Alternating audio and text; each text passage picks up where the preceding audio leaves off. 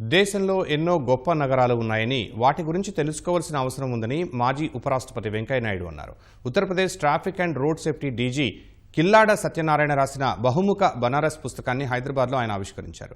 కాశీ పట్టణ సంస్కృతిని తెలియజేసే పుస్తకం కాబట్టి అందరూ చదవాలని వెంకయ్య నాయుడు సూచించారు. పుస్తకం రాసే క్రమంలో ఎన్నో గొప్ప విషయాలు తెలుసుకున్నానని రచయిత కిల్లాడ సత్యనారాయణ తెలిపారు. ఇప్పటికీ 7 పుస్తకాలు రాసినప్పటికీ 8వ పుస్తకంగా వచ్చిన బహుముఖ బనారస్ తనకు మిక్కిలి సంతోషాన్నిచ్చిందన్నారు. పుస్తకావిష్కరణ కార్యక్రమానికి మార్గదర్శి ఎండీ శైలజ కిరణ్ హాజరై రచయితకు శుభాకాంక్షలు తెలియజేశారు. చారిత్రక సాంస్కృతిక వారసత్వాన్ని తరువాతి తరానికి అందించేలా పుస్తకం రాసిన సత్యనారాయణను అభినందించారు. కాశీనగరం ఆత్మనే చైతన్యంతో ప్రకాశిస్తుంది, అందరినీ ప్రకాశింపజేస్తుంది. అంతటి అటువంటి గొప్ప కాశీని తెలుసుకునే వారిని కూడా కాశీని చేరుతారు అని చెప్పని నానుడి. అంతగా కాశీ భారతీయుల జీవితాలతో ముడిపడి ఉంది.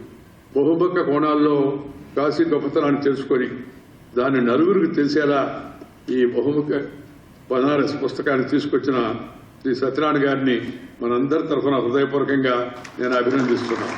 నిజమైన చరిత్రను తెలుసుకొని ఆత్మవిశ్వాసంతో వికసిత భారత నిర్మాణంలో మనందరం భాగస్వామి. కాశీని ఒక కొత్త దృక్పథంలో చూసే ప్రయత్నం నేను చేశాను.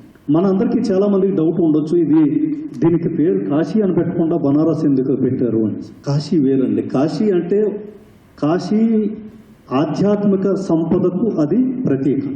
బనారస్ అనేది అది సంస్కృతికి, బనారస్ సంస్కృతికి అది ప్రతీక. ఎక్కడైతే మనకి ఆధ్యాత్మిక సంపద, మన భౌతిక సంపద ఎక్కడైతే మిళితమవుతాయో ఆ మిళితమయ్యే కేంద్రమే బనారస్.